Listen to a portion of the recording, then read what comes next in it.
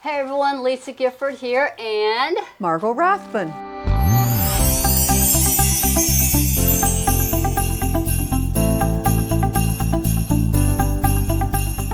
And today is December the 11th, and so we've got our next gift that is going to be in your Martelli Advent calendar box. And I have it right here. You ready to open up? What do you think? Should we open it up?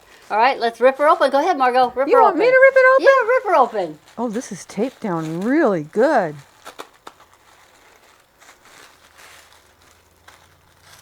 Wonder what it is. Well, they see it all over the table. What? Light bulb. It is the Martelli Christmas light bulb, and in your kit you would have received your 2 templates, and this is a no-sew project, so this one's going to be absolutely a lot of fun. So you have received your 2 templates for the light bulb and the little topper thing, because we need both of the pieces. And in it you will also receive your strip of gray fabric. This is for the little tabs that's going to be on the top. You would receive 2 yards of a real pretty 2mm nylon cording and 3 fabrics that are cut at 5 inches wide by, I think it's about half of it, 5 by 22 inches. And then you would have also received some heat and bond in your kit. So those are the items that you would have received.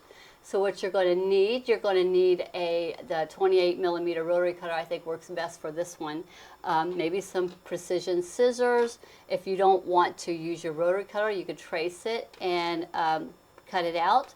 I also recommend grabbing your pinking shears because I think it adds another element to the little topper to the light bulbs. And of course an iron. And we actually got one here, and Margot and I are going to hold one up so that you can see what it looks like. So here it is we got the red, the blue, the green, and we just got it all stretched out. And here's where you see it's double-sided. So I'm going to show you how we'll get the double-sided done, how we do the little topper, how we get it on our string, and it is movable, so you can slide it into whatever position you want. Yep, whatever position that you want. So this Isn't is that what cute? we're going to be showing you. Yeah, this is absolutely adorable.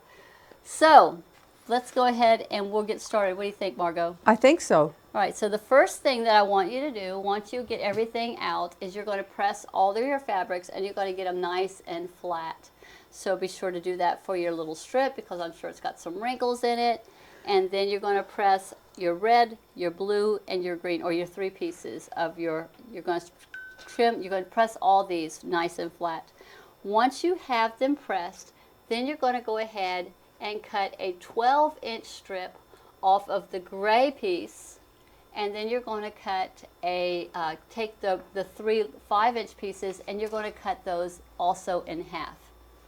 And then you're going to take your heat and bond, and this is where you're going to go to your iron, and you're going to get everything all fused. So you're going to take your 3 pieces that are cut in half, and you're going to just take half of it, not all 3. So once you've cut them in half, you're going to take the 3 halves of the 5 by 22 pieces, set those aside, and then you're just going to grab 3 pieces, one of the reds, one of the blues, one of the greens, whatever you have, the 3 different ones that you split in half, and you're going to lay them onto your sheet and press them. So I'm going to kind of keep one of these. I'm going to show it in half. So here is the green one. So imagine this is in half. So I found it's easier if I just laid 2 here. Imagine this one's cut in half. Lay this one here. Then I'm going to take my 12-inch piece of my gray. I'm going to lay it here. So that's where this one's going to go. And then my 3rd piece that's cut in half is going to lay here. So they'll all fit onto your sheet. Then you're going to take them over to your ironing station and you're going to iron all of this down. You just got, again, just half of each one of these large pieces, the long pieces, and then 12 inches of your gray, because that's all that you're going to need. Once you get that done, then you're going to go back to your station. So here is one that I've got ironed. Here's my red one that's already ironed on one side. I'm going to take my other piece that I haven't ironed, and I'm going to lay it on here, and we're going to press this one. And you're going to do this to your other, all three pieces. You're going to press the other side onto each one. So let's go to the ironing station. We'll get this ironed. What do you think, Mar? You want to go get that done? All right, so she's going to get that ironed. So the instructions talks about all of that. So again, let's go over it again. You're going to take all of your pieces. You're going to cut them in half. Then you're going to set 1/2 aside of all of those 3 larger pieces. You're going to iron them onto it, as well as 12-inch strip that you've cut from your 2-inch piece. So get them all laid out, get them all fused down, and then you're going to go ahead and peel off the paper backing off of all of them. And then you're going to match up like you see Margot doing right now. She is matching up the piece that was cut in half onto the other side of the glue, and now she's going to fuse that on there. So now it's fused, all ready to go, and it will be, gives a little bit of stability to it, and easier for you to cut with. Right, Margot? Yep. Makes it so much better. So much easier. And again, this is just a great project that is truly a no-sew project for you to do. I'll set these aside. Margot getting that one finished up for us. And now I'm going to show you the next step, because they go real quick.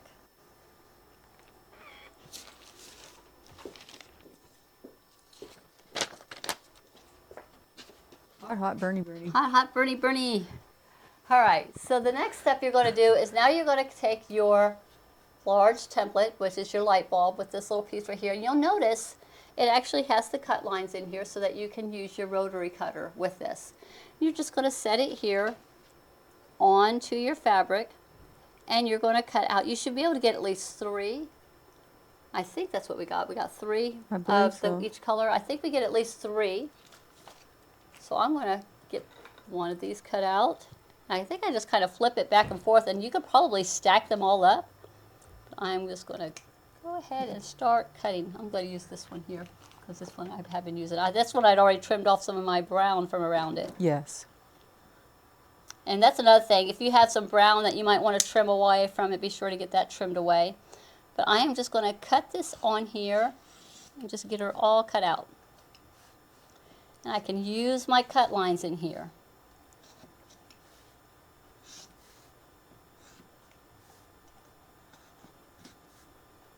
And I can actually just pivot my template to give it a nice smooth cut. However you need to do to get all of those edges nice and smooth. So there's one. And we're going to flip it around. We're going to get the second one cut out.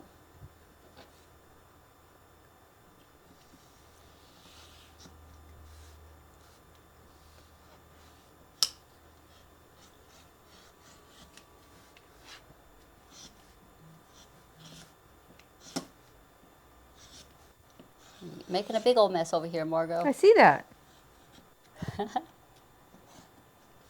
To make pretty, you have to make a mess sometimes. There's 2. Let's get our third one. Just going to flip it around. Yep, I think we just get 3 out of it. Mm-hmm. This project works better if you're going to use different fabrics. I found if I use prints that have a small print to them instead of a large, big, bold print, wouldn't you say? Yes, it looks prettier. Then you can see your print. If you make a big print, you can't necessarily see it on the small bulb. Yeah, we first thought of using solid fabrics, but man, I thought these small prints would just look really cute to make the little bulbs with it. So there's the 3. Let's go ahead and cut out our 2 of the blue and the green. I'm going to stack these up and see if I can get them both done at the same time. What do you think? Yeah. All right. These little oven mitts are so adorable. They're snow mitts.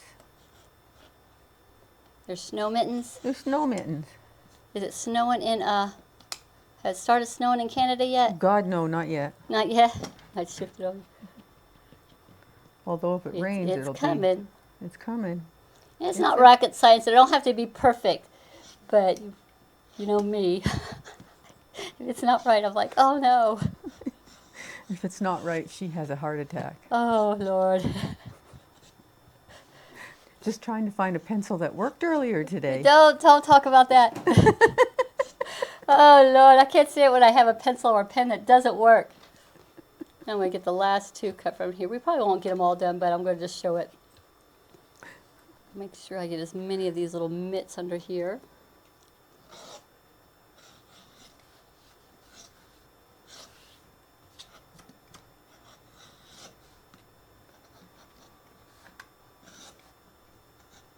Because once we go to the iron, because everything else, after we get them all cut, everything else finishes up at the ironing. If you notice, I'm always keeping my fingers away from the direction that my blade is going. Oh, yes. That is very, very important. The one right here didn't cut. Very good. And smooth that out. All right. All right, so once you have all of your bulbs cut out, so you'll have 3 of each one, so it'll be a total of 9. Then you're going to take your strip that has the glue on it, and this is where you grab the little rectangle that says Christmas bulb, and you're just going to lay this on here, and you're going to cut out 9 of these, and I believe these are 1.5 inches wide by 2. So I'll get these all cut. Margot, you count them, make sure I got them plenty. We've got how many bulbs there? 1, 2, 3, 4, 5, 6, 7. 1, 2, 3. 4. I gotta have 7. 4. I'm working on 4. 4, 5. You make it. Yeah, I'm going to get my 6 and 7.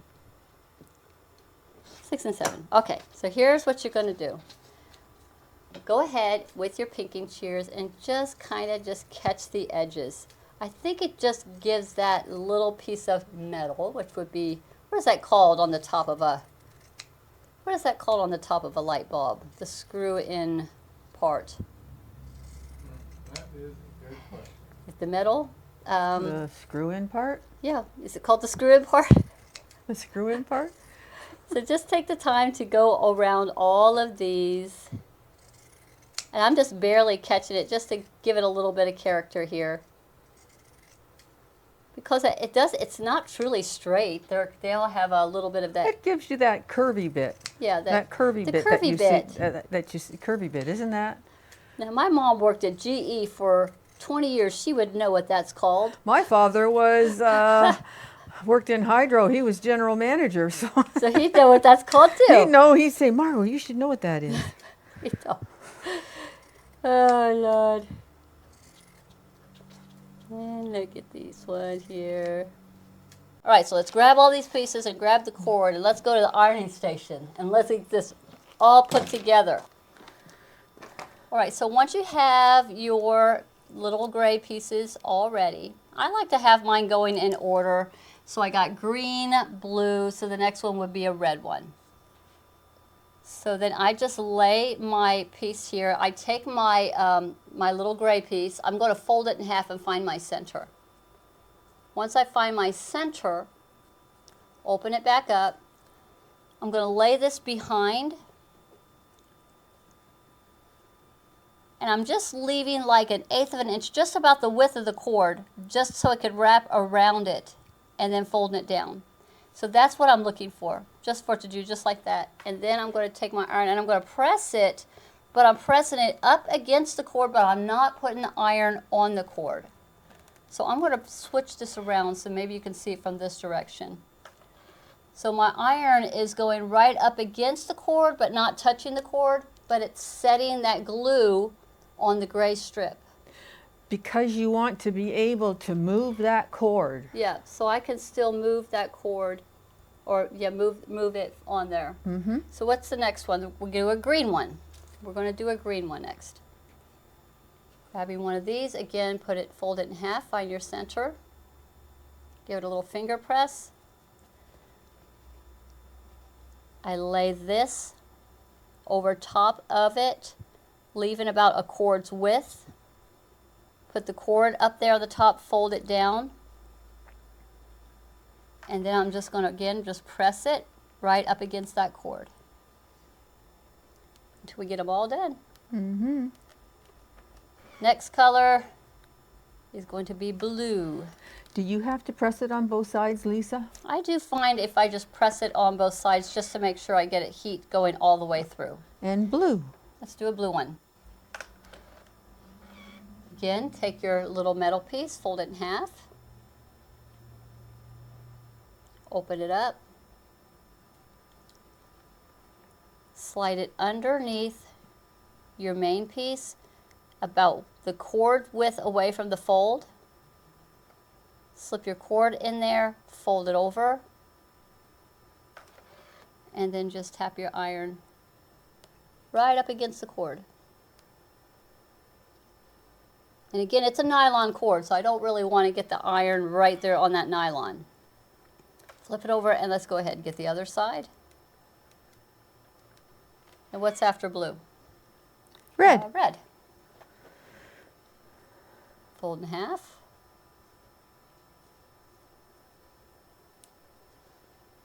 And I guess at the very end we'll move these. When we hang it up, we'll be able to position, we'll position all them. of them where we want them to be. One cord's width away. And give it a press. Flip it over, catch the other side. Super, super easy. What's after blue? Oh, red. Green, Another I think. green. So we got 3 more to go. Now I had done a set where I didn't use the pinking shears, and I just think this just looks so much better. And we actually had made a set that was smaller. We had made a smaller set when we were first testing this out, and I said, we need bigger. Bigger is better. Yeah, the little ones just didn't give you the oomph that the big ones did. Yeah. Couldn't really see them. They were kind of small. And then I have taken this template, and I have done a couple of them, I don't have them here, where I had sewed them where I had stuffed them. I had stitched them all the way around, but I sewed them wrong sides together. And when I did that, I left the top opening, and I put just a little bit of stuffing in them, and then did the same thing. I just didn't like them as much as what I like this one. Again, I found it my center, folded it in half, left a cord width at the top, so I can slip the cord in there, fold it over the cord, and again, press right up against the cord, but keeping the cord out of the way. I'm going to flip it over, catch the other side. And this is one of those crafts that when you're done with it for the year, it will lay flat and be able to store real easy. So the last one? Uh-huh. Oh my goodness. How quick is that? This is something the kids can help you with. Oh yeah.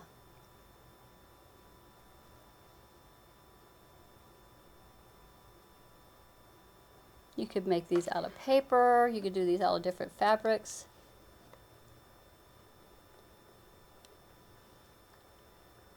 You could make these and hang them on a tree. Just have them little and just tie it. And so it'd be just little ones just to hang as an ornament instead of like a garland like I'm doing here. Mommy might have to do the iron, but the children can do the... These would be great name tags, gift tags. You could write their names on here, like get one of those fabric pins, and you could, or puff pins, and you could write, this could be a gift tag that you could use them for. There's so many applications that you could use this for. Now we're going to hang her,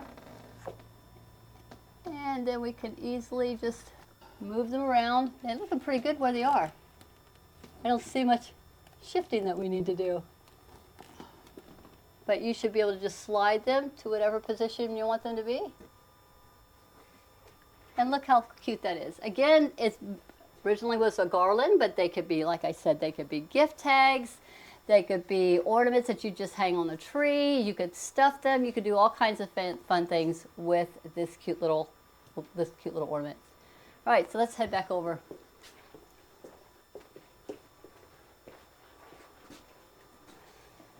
All right, so that was December the 11th. Hope you enjoyed making that one. We needed to have at least one project in here that was a no-sew. What do you think? Yeah.